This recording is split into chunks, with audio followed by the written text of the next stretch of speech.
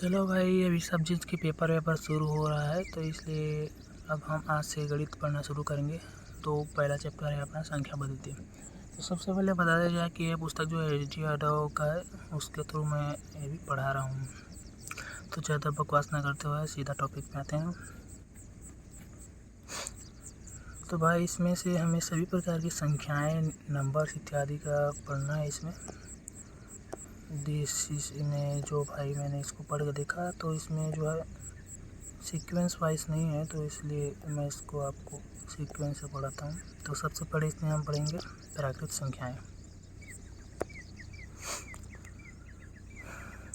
तो इसमें बताया गया कि भैया प्राकृत संख्याएं संख्या प्रणाली में 1 से अनंत तक के सभी धनात्मक पूर्णांक प्राकृत संख्या कहलाती हैं। इसमें शून्य या ऋणात्मक संख्याएं शामिल नहीं होती हैं, जैसे कि 1 से लेकर के इंफिनिटी तक। ठीक,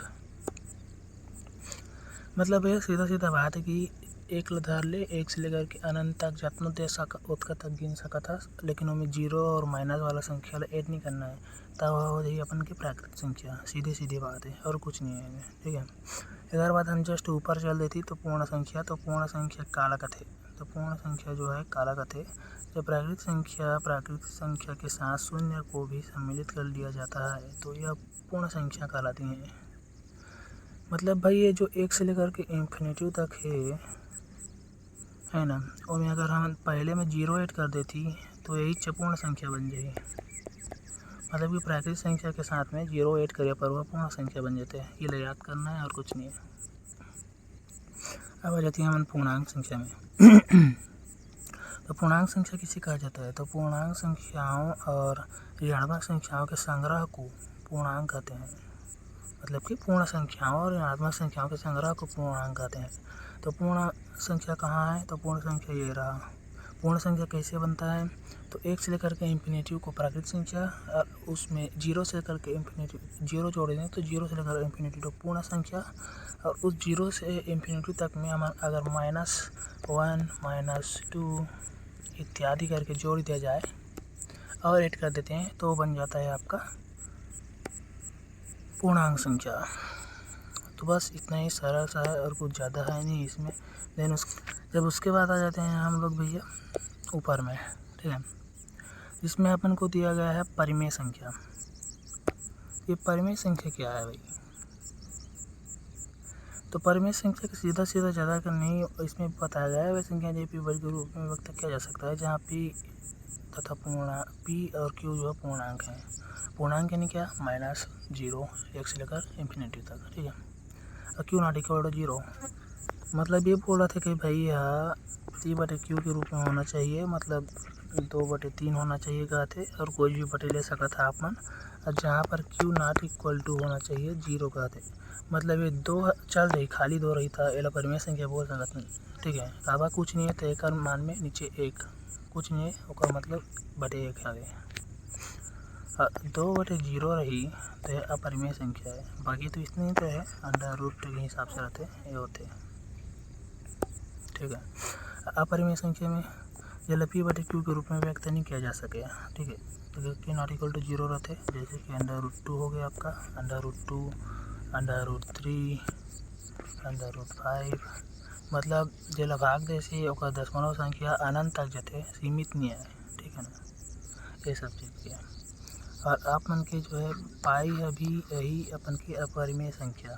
ठीक है, लेकिन पाई का मान जो होते हैं वो 22/7 होते हैं।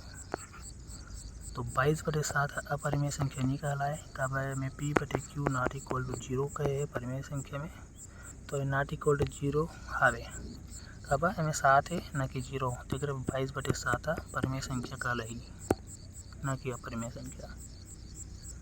अब जाते हैं हम वास्तविक संख्या में। तो वास्तविक संख्या क्या है? तो जितना भी परिमेय संख्या और अपरिमेय संख्या है वो सब के संग्रह ला वास्तविक संख्या कहलाते हैं। जैसे कि में 2 हो गया, 3 हो गया, 2/3 हो गया। ठीक है, √2 हो गया, -√2 इत्यादि। अब आते हैं हम काल्पनिक संख्या। वास्तविक संख्या दिख दे रहे हैं तो काल्पनिक संख्या, बस अपरिमेय संख्या माइनस लगा दो भैया आप मन, और वो बन जाएगी आप मन के अपरिमेय संख्या। माइनस अंडर रूट वाला के ऑप्शन के देख लियो ऊपर बन अपरिमेय संख्या। देन ये पहला चैप्टर जो है खत्म हो गई सेमेस्टर के पहला ही वाला। दूसरा अभी और बचेगा यार। अब आता है दूसरा सम संख्या। तो सम संख्या ला जाना तो भाई मन सम संख्या काला कथे वो संख्या जो दो से पूरी तरह से विभाजित हो जाते हैं वाला सम संख्या कहते हैं। जैसे कि एग्जाम्पल दे दे 2 4 6 10 12 इन्फिनिटी तक विषम संख्या काला कहते। तो भैया वो संख्या जो 2 से विभाजित नहीं हो पाए बोले विषम संख्या कथन हमन खासकर को में विषम संख्या ही आते। और भाज्य संख्या काला कहते। तो भैया भाज्य संख्या वो चीज़ लगते जेकर से जो है मतलब वह स्वयं से जो है एक और स्वयं से ये दोनों के अलावा और काकरों से भाग नहीं होए बोला मतलब सॉरी भाई भाज्य संख्या बोला कहते जी हाँ 1 और 2 के अलावा भी और कुछ संख्या से विभाज्य हो जाते हैं। जैसे कि भैया 6 हो गया अपन के तो 6 का तक से विभाज्य हुई 2 से हुई 6 से हुई 3 से हुई ठीक है। ये जैसे कि मैं दे दिया 4 6 8 9 10 एमन 2 1 और स्वयं के अलावा किसी और संख्या से भी विभाज्य हुई देकर करनी अलग भाज्य संख्या कहते हैं। और वो संख्या जो स्वयं और अपन के अलावा किसी दूसरे संख्या से विभाज्य नहीं हो। जैसे कि 5 हो गया अपन के है ना 5 है 1 से हुई और 5 से हुई एक और कोई भी ऐसी संख्या नहीं जेकर से वाला विभाज्य कर सकती।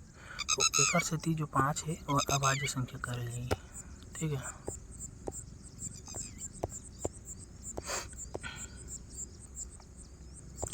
अब बात है काल्पनिक संख्या। ये वही बताया भाई ये देख क्या बोला ऋणात्मक संख्याओं को वर्गमूल लेने पर वही ये यहाँ पर भी दिया है वर्गमूल लेने पर वो काल्पनिक संख्या कहलाते हैं। क्रमागत संख्या क्या है? क्रमागत वही 1 2 3 4 वाला क्रमागत। अगर उसको आपको क्रमागत संख्या में लिखना है तो उसमें नहीं करना है x+2 देना है x+1 x+2 x+3 ये होती हैं अपने क्रमागत संख्याएं जो कि क्रम में आते हैं। पढ़ लेते हैं परिभाषा।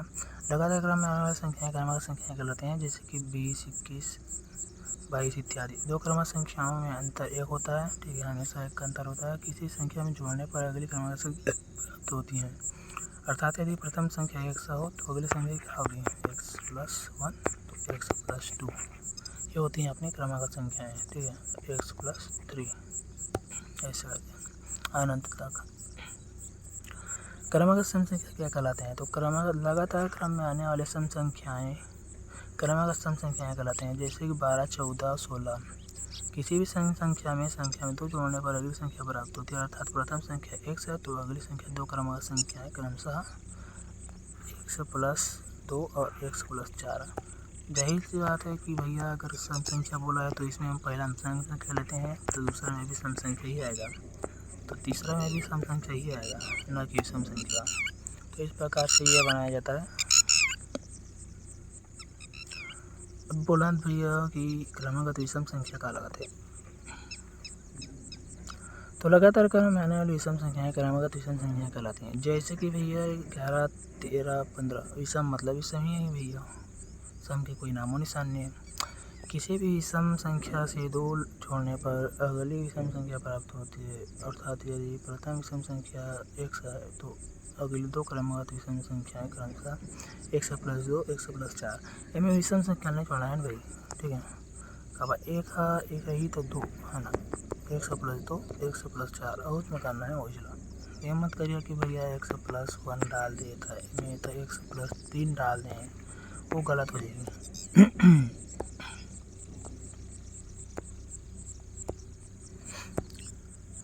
अब आतन भैया हमन रूढ़। तो रूढ़ संख्या के प्रसारण का कहते पहचान। तो रूढ़ संख्या पहचान करने के लिए यहाँ पर 3 टॉपिक दिया हुआ है ठीक है। तो इसको पढ़ने पर हमें पता चलता है। सबसे पहले क्या करना है तो सबसे पहले कहते हैं सर्वप्रथम दी गई संख्या के बाद वाली पूर्ण वर्ग संख्या ज्ञात करके उसका वर्गमूल ज्ञात करना। मतलब जो संख्या दे वो वर्गमूल रही तो ठीक है ओकरे से ज्ञात करना है। अगर वो वर्गमूल नहीं रहा थे तो ओकर आगे न कि पीछे आना है, मतलब आगे जाना है। जैसे कि 25 है तो 25 के वर्गमूल वही निकाल सकते हैं, तो फिर ओकर आगे तो या 26 मान लो तो 26 तो 27, 28, 29 ऐसे जाना है और वर्गमूल खोजना है। जैसे मैं एग्जांपल दे हवे 193 की भाज्यता की जाँच करने जाते हैं, है ना, या रूढ़ दे दी तो वही तो 193 के तो वर्गमूल नहीं आया, 94, 95, 96 क्या थे, तो 196 का वर्गमूल भैया 14 होते का थे। तो ये पहला ये टॉपिक कर रहे हैं हम, ठीक है, 14। अब प्राप्त वर्गमूल के पहले की अभाज्य संख्या है, मतलब जो वर्गमूल से प्राप्त होगा तो 196 का वर्गमूल 14 और 14 के पहले जो भी अभाज्य संख्या वाला लिखना है कहते हैं। तो सीधी सीधी बात है भैया, ज़्यादा नहीं करना है कि विषम संख्या जो है वह अभाज्य होते हैं अधिकतर, ठीक है, अधिकतर नहीं वह अभाज्य ही होते हैं। तो भैया 2 हो गए आप मन के, अब 2 स्वयं और एक ओपन से आपसे एक और अपन के इसका कुछ विभाजन है, 3 हो गए, 5 हो गए, 7 हो गए, 11 हो गए, ठीक है, और 13 हो गए। ये अभाज्य संख्या है बन गया यहाँ पर जो कि दे दिया है। अब तीसरा स्टेप क्या बोला थे, प्राप्त अभाज्य संख्याओं द्वारा दी गई संख्या पूर्णतः या अभाजित न हो तो दी गई संख्या रूढ़ संख्या या अभाज्य संख्या है। मतलब एकड़ से जो है 196 ला पूरी तरह से भाग करना है, अगर हो जाते तो भाज्य संख्या है, अगर नहीं होते तो रूढ़ या अभाज्य संख्या कहलाई 196 मतलब 193 हाँ नहीं हाँ ठीक वही तो 193 चुका है। तो में हमन के जो थियोरी वाला चैप्टर रही है भाई वो सब चीज़ अब खत्म हो गया, संख्या पद्धति की ज़्यादा बड़े नहीं रही से, बाकी अगर क्वेश्चन जो है वो बहुत बड़े बड़े हैं। तो एमे जो लास्ट टाइम दे एम बोला थे कि अध्याय पर आधारित प्रश्न से प्रकारों का, ठीक है, अध्याय पर आधारित प्रश्नों के प्रकार बता रहे, मतलब भाई 13 प्रकार से जो है क्वेश्चन पूछ सकते हैं, जो कि SSC, NTPC और IBPSC बहुत सारे जो भी बड़े बड़े एग्जाम हैं वो सब में इसमें प्रकार से 13 प्रकार से पूछते बोला थे। लेकिन भाई मैं जितना तक अभी व्यापम वगैरह पेपर दिला हूँ उन लगते कि पहला रूप, दूसरा रूप और ये शून्य ज्ञात संख्या ज्ञात करने वाला ये सब ज़्यादा आते हैं, और ये योगांतर गुणा पर आधारित भाग अंकीय था, ये तीसरा वाला भी आते हैं। ये सब चीज़ चारों ज़्यादा टॉपिक है आते हैं, ठीक है, और इकाई अंक ज्ञात करना ये भी अच्छा खास आते हैं। मतलब 13 या 5 जो है वो है बहुत अच्छा तरीका से क्वेश्चन हमन के व्यापम वगैरह में भी आते, CGPSC में भी पूछे बहुत सारे आते, तो ये सब चीज़ें पढ़ना है तुम्हें। तो 13 प्रकार से क्या क्या प्रकार से आ सकते हैं, तो प्राकृतिक संख्याओं के योग पर आधारित प्रश्न आ सकते हैं, संख्याओं के वर्गों के और घनों के योग अंतर पर आधारित प्रश्न आ सकते हैं, योग अंतर और गुणा पर आधारित प्रश्न आ सकते हैं, भाग विधि पर आधारित प्रश्न, गुणा और भाग आधारित प्रश्न, घातांकीय भाग पर आधारित प्रश्न, अंकों पर आधारित प्रश्न, जानवरों तथा प्राप्तांकों पर आधारित प्रश्न, ये भी अच्छा खासा पूछ देते हैं। और शून्य की संख्या ज्ञात करना में, गुणनखंडों की संख्या ज्ञात करना, भाज्यता पर आधारित प्रश्न, इकाई प्रश्न ज्ञात करना, और विविध में और जो भी एक अलावा पूछे गए वो सब लोग बताइए।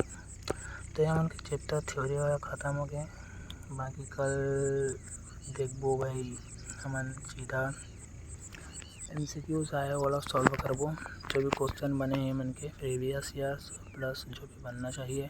तो ये 13 वाला चैप्टर दे भैया, 13 चैप्टर ला हल करने के लिए मन के सब के जो है सूत्र आए, और सूत्र वाला बिना याद करे जो है ये क्वेश्चन मन नहीं बन पाए।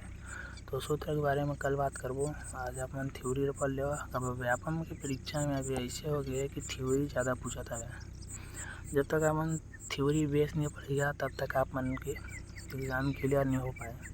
कब अभी डायरेक्ट हम ये नहीं बताते कि भाई 3 सूत्र लगा के बना, थ्योरी पूछा था वे फलाना ढकाना का होते एकर से कर मिलान कर, तो थ्योरी पढ़ना बहुत ज़रूरी हो जाता है अभी के डेट में, ठीक है। चलो तो ठीक है।